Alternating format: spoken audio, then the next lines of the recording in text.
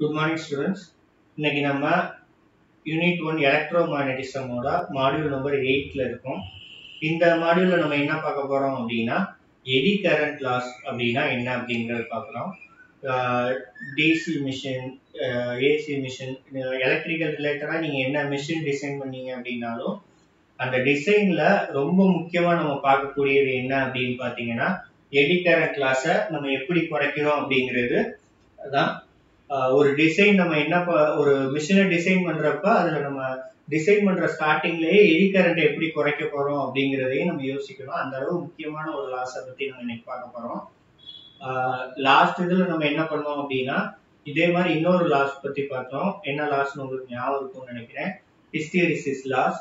So அதுல என்ன பார்த்தோம்னா ஹிஸ்டெரிசிஸ் லூப்னா என்ன, ரிட்டன்டிவிட்டி, ரெசிடுவல் மேக்னட்டிசம்னா என்ன, அதாவது நம்ம ஒரு ஃபெரோமேக்னெட்டிக் மெட்டீரியல் வந்து அந்த அதுல இருந்து கரண்ட் எடுத்ததுக்கு அப்புறமும் அதுல எவ்வளவு மேக்னெட்டிக் எனர்ஜி தங்கி இருக்கு அப்படிங்கிறது, கோர்சிவ் ஃபோர்ஸ், அதுல இருக்க ரெசிடுவல் மேக்னட்டிசம் ரிமூவ் பண்றதுக்கு நம்ம கொடுக்குற எனர்ஜி, ரிலக்டன்ஸ், மேக்னெட்டிக் ஒரு ஃபெரோமேக்னெட்டிக் மெட்டீரியல் வந்து அதுல எலக்ட்ரோ மேக்னட்டா மாத்துறதுக்கு காட்டுற எதிர்ப்பு, அப்புறம் ஹிஸ்டெரிசிஸ் லாஸ். இந்த ரிவர்ஸ் மேக்னடைசிங்னால லாஸ்னால மேக்னெட்டிக் மெட்டீரியல்ல நமக்கு வர இழப்பை வந்து ஹிஸ்டெரிசிஸ் லாஸ் அப்படின்னு சொல்லி நம்ம சொன்னோம். இன்னைக்கு நம்ம பார்க்க போறது eddy current loss. Eddy current loss வந்து எப்போ வருது அப்படின்னா ஒரு மேக்னெட்டிக் மெட்டீரியலை நம்ம கொண்டு போய் மேக்னெட்டிக் ஃபீல்டுக்கு நடுவுல வைக்கும் போது அப்ப அந்த கோர்ல வந்து என்ன ஆகுது அப்படின்னா ஒரு இஎம்எஃப் வந்து இன்டியூஸ் ஆகுது, ஒரு வோல்டேஜ் வந்து இன்டியூஸ் ஆகும். இங்க கோருங்கிறது ஒரு மெட்டல் பீஸ் அப்படின்னு அர்த்தம். ஒரு மெட்டல் பீஸை கொண்டு போய் நான் மேக்னெட்டிக் ஃபீல்டுல வைக்கிறப்ப அதுல எனக்கு ஒரு வோல்டேஜ் உருவாகுது. கோர் அப்படிங்கறத ஒரு க்ளோஸ்டு சர்க்கியூட் அப்படிங்கிறதுனால அந்த கோர்ல வந்து ஒரு வோல்டேஜ் உருவாகுது. வோல்டேஜ் உருவாகுறப்ப அதுல எனக்கு என்ன ஆகுதுன்னா கோருக்குள்ள ஒரு கரண்ட் ஃப்ளோ ஆகுது. இந்த உருவாகிற கரண்ட் வந்து என்ன பண்ணுது அப்படின்னா I²R லாஸ் அப்படின்னு சொல்லி ஒரு லாஸ் உருவாக்குது. I²R அப்படின்னா என்னடா இது அப்படின்னு நினைக்கிறோம்னா இந்த லாஸ் வந்து கரண்ட் ரெசிஸ்டன்ஸை பொறுத்து இருக்கும். ஐங்கிறது கரண்ட், ஆறுங்கிறது ரெசிஸ்டன்ஸ். கரண்ட்டை பொறுத்து இந்த லாஸோட லெவல் வந்து டபுள் மடங்கா இன்க்ரீஸ் ஆகும். அதனால இதை என்ன சொல்றோம் அப்படின்னா I²R அப்படின்னு சொல்லி லாஸ் அப்படின்னு சொல்லி சொல்றோம். இந்த லாஸ் வந்து என்னவா மாறும் அப்படின்னா ஹீட்டா மாறும். I²R லாஸ் ஜாஸ்தியா இருந்துச்சு அப்படின்னா ரொம்ப ஹீட் ஆகும். ஸோ ரொம்ப அதிகமான லாஸ் ப்ரொடியூஸ் ஆச்சு அப்படின்னா அந்த கோர் மெட்டல் பீஸே வந்து மெல்ட் ஆயிரும். இததான் நம்ம என்ன சொல்றோம் அப்படின்னா எடி கரண்ட் லாஸ் அப்படின்னு சொல்லி சொல்றோம். ஏன்னா இது ஒண்ணுமே புரியல அப்படிங்கிற மாதிரி இருந்துச்சு அப்படின்னா மறுபடியும் நம்ம இன்னொரு தடவை வந்து ஒரு லா வந்து ரீப்ளே பண்ணோம். அது வந்து ஃபாரடேஸ் லா. ஃபாரடேஸ் லால என்ன சொல்லியிருக்காங்கன்னா whenever flux linked with the conductor changes an EMF is induced. இப்போ கீழே இருக்க இதுல நீங்க பார்த்துருப்பீங்க, ஒரு மேக்னெட்டா நான் என்ன பண்றேன்னா கண்டக்டருக்கு நடுவில் மூவ் பண்றேன்.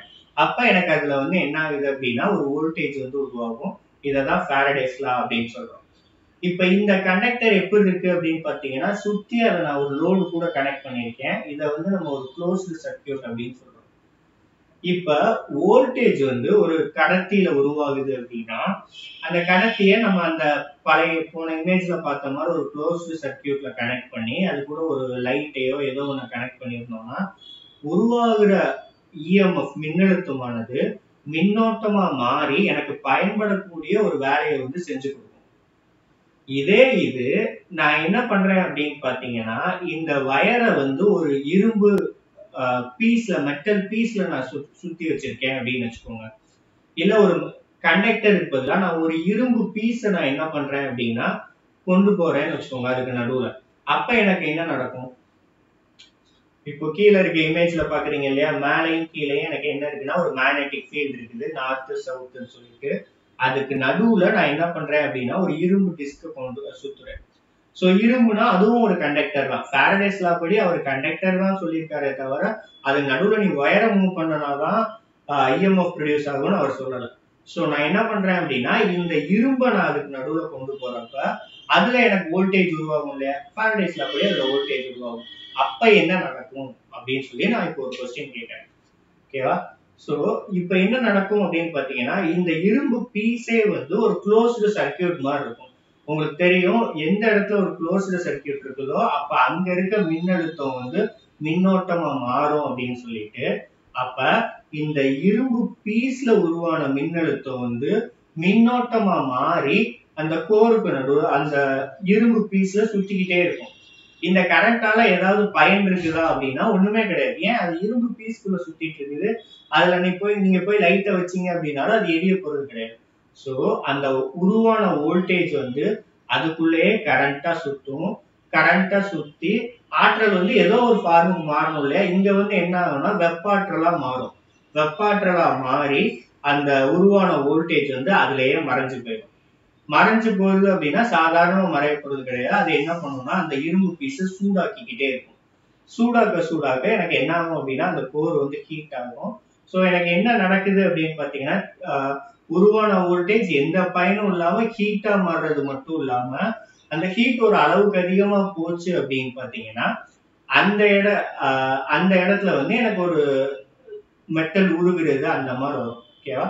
ஸோ இப்படி ஒரு கோர்ல உருவான வோல்டேஜ்னால அந்த கோருக்குள்ள சுத்துற கரண்ட்டுக்கு எடி கரண்ட் அப்படின்னு பேரு. ஆங்கிலத்துல எடி அப்படின்னா சுழற்சி அப்படின்னு அர்த்தம். ஓகேவா? சுழற்சி அப்படின்னு அர்த்தம். சோ ஒரு இரும்பு பீஸுக்குள்ளேயே இந்த கரண்ட் சுழண்டுகிட்டு இருக்கிறதுனால இதுக்கு பேரு எடி கரண்ட் அப்படின்னு சொல்லி பேரு.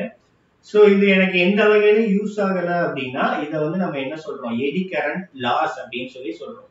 ஓகேவா? ஏன்னா இது எனக்கு இழப்பு தானே, இதை நான் எந்த வகையிலையும் பயன்படுத்த முடியாது. ஆனா ஒரு சில எக்யூப்மெண்ட்ல இந்த எடி கரண்ட்டை பயன்படுத்தியே சில வேலைகள் செய்வோம். நான் சொல்றது நார்மலா நான் வேற எதுக்கோ ஒரு விஷயம் டிசைன் பண்றேன், ஒரு டிசி மிஷின் உருவாக்குறேன்னா அதுல எனக்கு தேவையில்லாம இந்த எடி கரண்ட் உருவாச்சுன்னா அங்க அதை லாஸ் அப்படின்னு சொல்றேன். சரி, இந்த எடி கரண்ட்டை நான் எப்படி குறைக்கிறது அப்படின்னு பாத்தீங்கன்னா அந்த எடி கரண்ட் போற இடத்துல வந்து நான் அதிகமான கரண்ட்டை எதிர்க்கிறதுக்கு நமக்கு என்ன தேவை, அதிகமான மின்தடை தேவை. அப்ப இங்க நான் என்ன பண்றேன்னா எடி கரண்ட்டை இது பண்றதுக்கு அந்த மெட்டல் பீஸை வந்து நான் என்ன பண்ணணும் அப்படின்னா லேமினேட் பண்ணணும். லேமினேட் பண்றேன் அப்படின்னா வார்னிஷ் இந்த மாதிரி இதை வச்சு லேமினேட் பண்ணுவாங்க. லேமினேட் பண்றப்ப வந்து எனக்கு என்ன இருக்கணும் அப்படின்னு பாத்தீங்கன்னா ரெசிஸ்டன்ஸ் வந்து அதிகமாகும். ஓகேவா? இந்த ஒவ்வொரு லேமினேஷனுக்கும் நான் என்ன பண்றேன் அப்படின்னா அதாவது ஒரு பெரிய கோர் எடுத்துக்கிறேன். அந்த பெரிய கோரை தனித்தனியா எப்படி ஒரு உங்களோட நோட் வந்து தனித்தனி பேப்பர்ஸால உருவாக்கப்பட்டிருக்கோ அதே மாதிரி நான் ஒரு பெரிய கோர் எடுத்தேன் அப்படின்னா அந்த கோரை தனித்தனி சீட்டா வெட்டி ஒவ்வொன்றையும் லேமினேட் பண்ணுவேன்.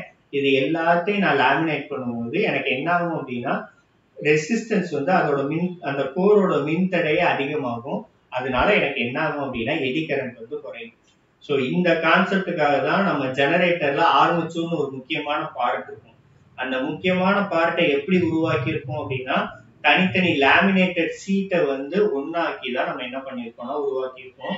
இதை நீங்க எங்க படிப்பீங்க அப்படின்னா ஜெனரேட்டர், டிரான்ஸ்ஃபார்மர், அப்புறம் வேற ஆல்டர்னேட்டர் எதோட கன்ஸ்ட்ரக்ஷன் படிச்சீங்கன்னாலும் அந்த கன்ஸ்ட்ரக்ஷன்ல இந்த எடி கரண்ட்டை குறைக்கிறதுக்காக சின்ன சின்ன லேமினேஷன்ஸை வச்சுதான் கோர் வந்து உருவாக்கும். ஓகேவா? ஸோ இதுல என்ன பார்த்தோம்னா எடி கரண்ட்னா என்ன அப்படிங்கறது பார்த்தோம், எடி கரண்ட் எப்படி உருவாகுதுங்கிறத பார்த்தோம், எடி கரண்ட் லாஸை எப்படி குறைக்கிறது அப்படிங்கறது பார்த்தோம். எடி கரண்ட்டை எளிமையா நீங்க ஞாபகம் வச்சுக்கணும் அப்படின்னா எடிங்கிற இங்கிலீஷ் வார்த்தைக்கு என்ன அர்த்தம் அப்படின்னா தமிழ்ல சுழற்சின்னு அர்த்தம். ஒரு கோருங்கிறது ஒரு piece of conductor, metal, magnetic material எப்படின்னாலும் சொல்லலாம். அந்த மாதிரி ஒரு மெட்டீரியல்ல உங்களுக்கு ஒரு வோல்டேஜ் உருவாகி அந்த வோல்டேஜ்னால அந்த கோருக்குள்ளேயே கரண்ட் சுத்திக்கிட்டு இருந்துச்சு அப்படின்னா அந்த சுழன்ற கரண்ட்டுக்கு பேர் தான் எடி கரண்ட் அப்படின்னு பேர். இந்த கரண்டால எந்த பயனுள்ள வேலையும் செய்ய முடியல அப்படின்னா அதை நம்ம எடி கரண்ட் லாஸ் அப்படின்னு சொல்லி சொல்றோம். ஓகேவா? ஸோ இது ரொம்ப முக்கியமான ஒரு டாபிக்.